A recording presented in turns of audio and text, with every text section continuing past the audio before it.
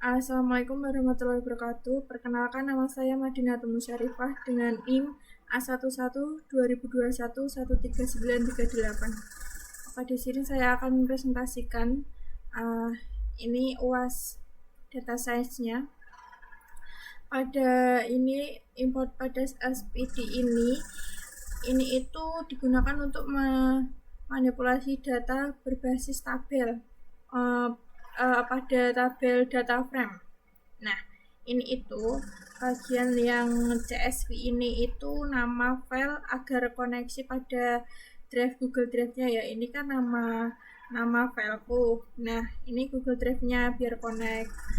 Lalu pada yang bagian sini itu kolom itu sama kayak yang di datasetnya kan ada PH, Harjnan, Holidays, ini semua itu udah bener apa enggak gitu. Terus lalu yang bagian kolom yang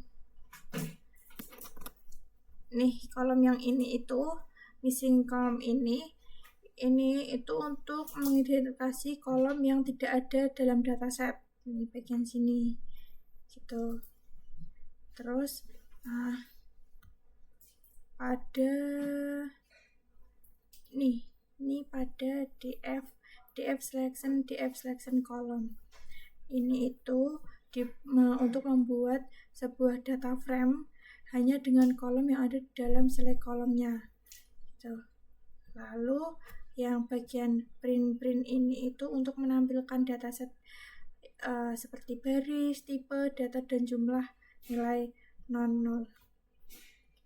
Lalu pada yang bagian tadi print ini tadi itu ini untuk mengevaluasi nilai unik di setiap kolomnya.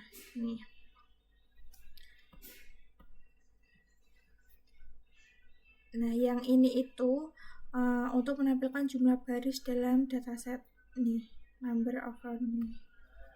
Itulah, ini itu outputnya ini output dari codingan yang tadi. Lalu penjelasin yang ini outputnya. Nah, ini ya, ini import Pades ini juga itu kalau Pades kan untuk manipulasi data. Nah, untuk math ini yang bagian sini itu untuk membuat grafik visualisasi. Nah, yang Surfboard as ini untuk membuat grafik yang lebih esensi dan informatif.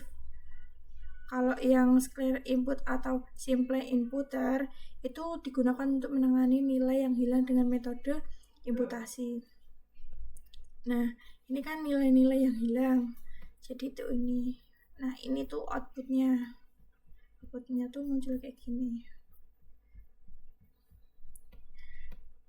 Gitu. Lalu yang bagian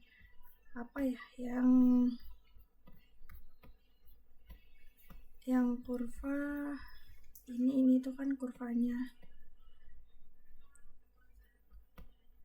Lalu yang ini yang XDF ini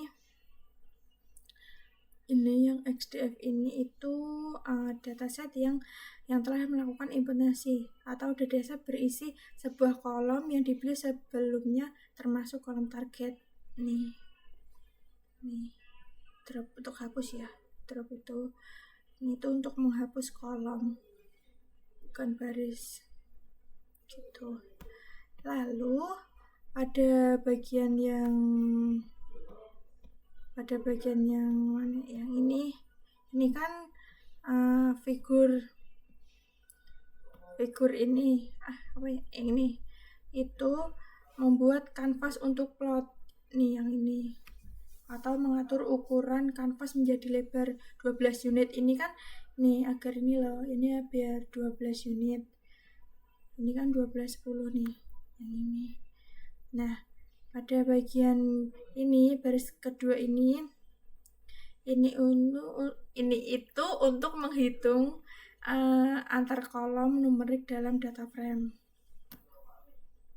Gitu.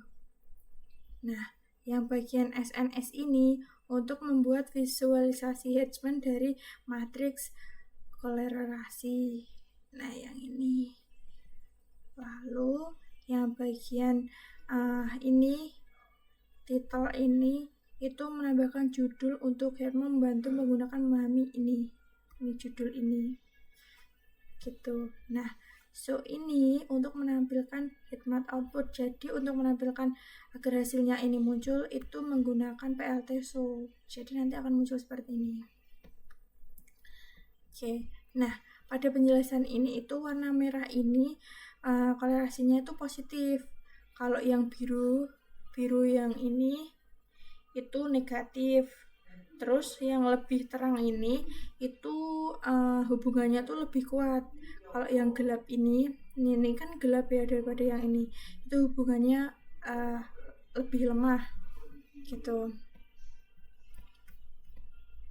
Terus pada yang ini itu from ini itu menjelaskan membagi dataset menjadi data pelatih dan pengujian, melatih dan mengevaluasi beberapa mode klarifikasi, menampilkan convention matrix untuk menganalisis performa model secara detail.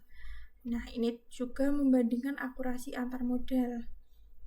Nah, ini kan yang pertama itu ya, untuk membagi dataset menjadi data latih 80% dan ujinya itu 20% gitu.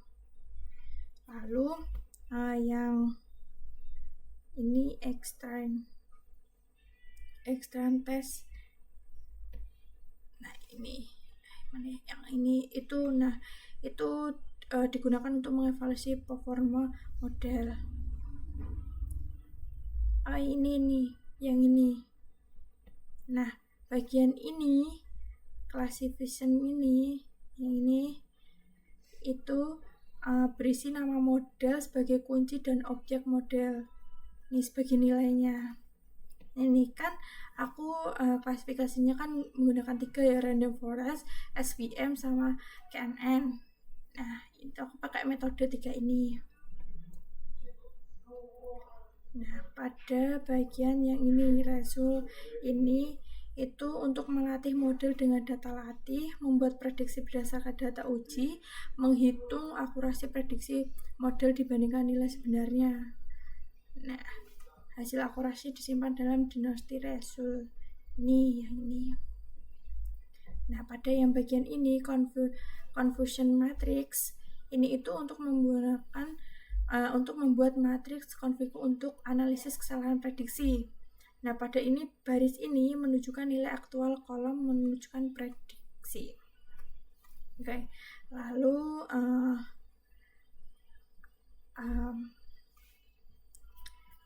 bagian apa lagi ya? Ini kan kalau print itu kan menampilkan ya, menampilkan akurasinya. Nah, nanti itu munculnya kayak gini. Nah, ini itu munculnya kayak gini. Ini kan KNN itu munculnya segini gitu.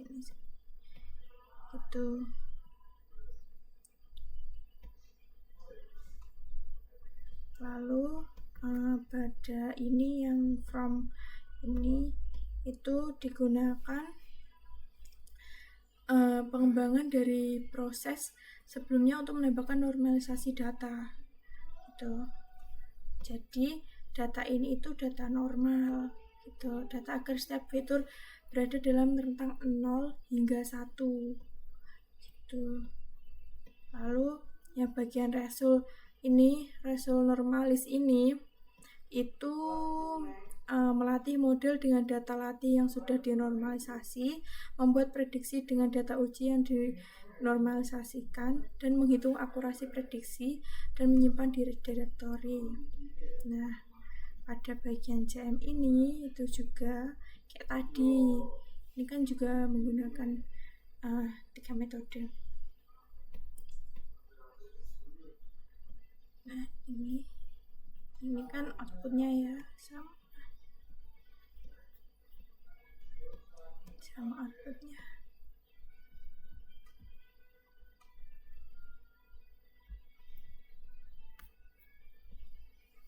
Udah, gitulah.